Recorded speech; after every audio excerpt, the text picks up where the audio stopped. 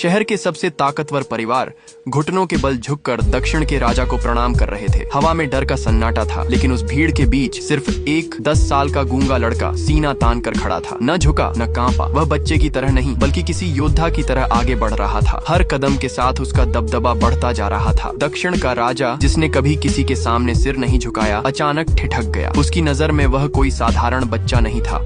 वह एक ऐसी आभा लिए हुए था जैसे युद्ध का देवता स्वयं धरती पर उतर आया हो। और यह वही दुष्ट योगी था जिसका नाम सुनते ही पूरा महाद्वीप कांप उठ जाता था। राजा अनायास ही पीछे हटने लगा और तभी सबकी सांसें थमा देने वाला पल आया। वह गूंगा लड़का अचानक बोल पड़ा। उसकी आवाज में ऐसा असर था मानो बरसों का मौन टूटते ही कोई छिपा हुआ रहस्य बाहर निकल आया हो, मानो सदियों की नींद से जागा कोई राक्षस बोल रहा हो। सवाल सिर्फ एक था, ये दुष्ट योगी आखिर एक मासूम से बच्चे के शरीर में कैसे कैद हुआ और उसका असली मकसद क्या है? आगे की कहानी आपके रोंगटे खड़े कर देगी। असल सच यह था कि उस छोटे से लड़के के भीतर कोई आम आत्मा नहीं, बल्कि एक दुष्ट योगी की शक्ति छिपी थी। अपने पिछले जन्म में यह योगी साधारण इंसानों जैसा नहीं था। वह दूसरों की ताकत निगलकर जीवित रहता था। धीरे धीरे उसने लाखों लोगों की ऊर्जा अपने भीतर समेट ली थी और अमरता की अंतिम सीढ़ी पर पहुंच चुका था। लेकिन भाग्य ने खेल खेला। अमर बनने से ठीक पहले एक भयानक बिजली का संकट उसके सामने आ गया। आसमान फट पड़ा, गर्जना हुई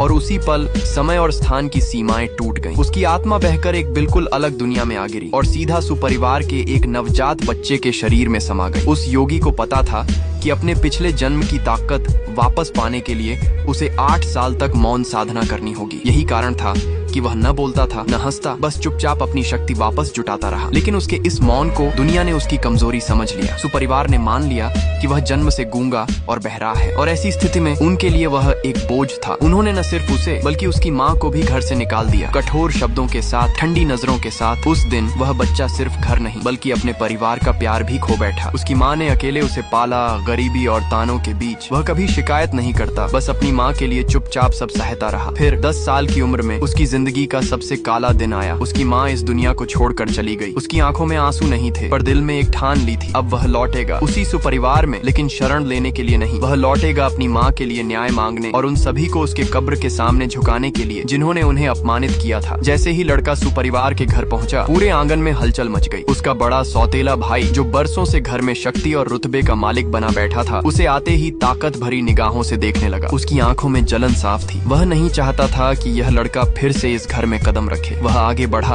और ऊंची आवाज में डांटना शुरू कर दिया, मानो उसे सबके सामने अपमानित करना चाहता हो। बाकी परिवार वाले भी धीरे धीरे इकट्ठा हो गए। कोई उसे ऊपर से नीचे तक घूर रहा था तो कोई तिरस्कार भरी मुस्कान फेंक रहा था। सबके मन में एक ही धारणा थी, ये लड़का कमजोर है, तुच्छ है और इस घर के लायक नहीं। तभी परिवार का मुख्य दादा, जो सबका फैसला करने वाला था, गंभीर आवाज में बोला, आखिर तू यहाँ आया क्यों है? लड़का शांत खड़ा रहा। वह सिर्फ इशारों से बात करता था। दादा उसकी हरकतें समझ नहीं पा रहा था, तो उसने पास बैठी सांकेतिक भाषा की शिक्षिका लड़की की ओर देखा और कहा, बताओ ये क्या कह रहा है? लड़की ने इशारे साफ साफ देख लिए थे, लेकिन उसके मन में डर था। अगर उसने सच सच बता दिया कि यह लड़का परिवार को चुनौती दे रहा है तो उसकी नौकरी तुरंत चली जाएगी। इसलिए उसने झूठा अनुवाद किया, दादाजी यह कह रहा है कि मैं परिवार में वापस शामिल होना चाहता हूँ। मैं बहुत कमजोर हूँ, मुझे दुनिया का तजुर्बा नहीं है। ये सुनते ही कमरे में ठहाके गूंज उठे। परिवार वाले उसकी मजाक उड़ाने लगे। देखा, बाहर रहकर भी कुछ नहीं सीखा। कोई बोला, बेचारा अब भी वही कमजोर लड़का है। किसी ने ताना मारा, लेकिन असलियत कुछ और थी। उसने इशारों में कहा था, मैं अद्वितीय प्रतिभा हूँ। सुपरिवार को मेरे अधीन होना चाहिए, न कि मुझे शरण देनी चाहिए। मैं यहाँ परिवार में शामिल होने नहीं बल्कि माँ के लिए न्याय लेने आया हूँ। तुम सबको मेरी माँ की समाधि के आगे झुककर माफी मांगनी होगी। उसकी असली बातों से अनजान दादा ने सोचा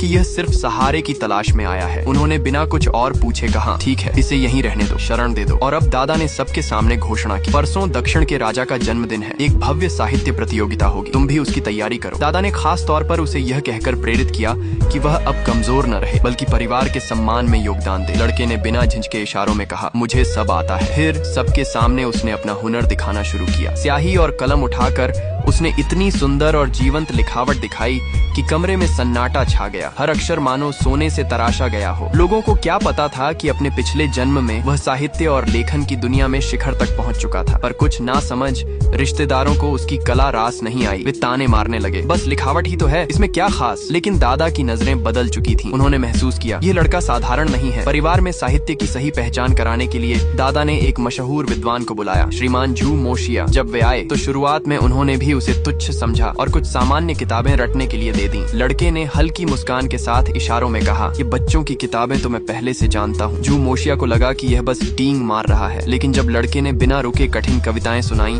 और हर सवाल का सटीक उत्तर दिया तो उनके चेहरे पर हैरानी साफ थी। कुछ देर की चुप्पी के बाद उन्होंने गंभीर स्वर में कहा, तुम मेरे शिष्य नहीं, मेरे गुरु बनने योग्य हो। जाते जाते गुरु ने लड़के को प्रतिभा का एक अलग ही विजेता बताकर वहाँ से चले गए। अब रात में लड़का गहरी ध्यानावस्था में बैठा था। उसकी सांसें धीमी थीं, लेकिन भीतर से वह प्रचंड ऊर्जा खींच रहा था। इतनी शक्ति वह समेट रहा था कि पूरे शहर के साधकों की साधना बाधित हो गई। अचानक उसके सिर के ऊपर 3 फूल प्रकट हुए। यह साधना की दुनिया का सबसे दुर्लभ और सर्वोच्च स्तर था। उसी क्षण एक महान साधक की शक्ति भी उसकी आत्मा में समा गई। यह देख दूर बैठे साधक और उसके पुराने गुरु भी चौंक गए और घबरा उठे। दुष्ट योगी की पूरी शक्ति लौट चुकी थी। अब वह कुछ भी कर सकता था, लेकिन उसके मन में सिर्फ एक ही सबसे पहले संकल्प था, अपनी माँ के अपमान का बदला लेना। वह चाहता था कि पूरे परिवार को उसकी माँ की कब्र के सामने झुकाकर माफी मंगवाए, पर वह जल्दबाजी में कुछ नहीं करना चाहता था। अगले दिन वह चुपचाप दक्षिण के राजा के जन्मदिन की साहित्य प्रतियोगिता की तैयारी में निकल पड़ा। जब वह लग्जरी गाड़ी में बैठा तो दादा ने उसे समझाया, बड़ों का अपमान मत करना, उनका सम्मान करना, परिवार का नाम ऊंचा रखना। लेकिन इस बार लड़के ने पहली बार सबके सामने बोलकर सबको चौंका दिया, मैं ही सब कुछ हूँ, जीवन में कभी किसी से कमजोर नहीं रहा, ये प्रतियोगिता तो मैं मिनटों में जीत सकता हूँ। उसकी आवाज सुनकर दादा स्तब्ध रह गए। उन्हें अचानक पुराने गुरु की बातें याद आ गईं। ये कोई साधारण लड़का नहीं है। प्रतियोगिता स्थल पर पहुंचते ही वहां मौजूद बड़े बड़े गुरु आपस में चर्चा करने लगे। उनके बीच एक ने सबको बताया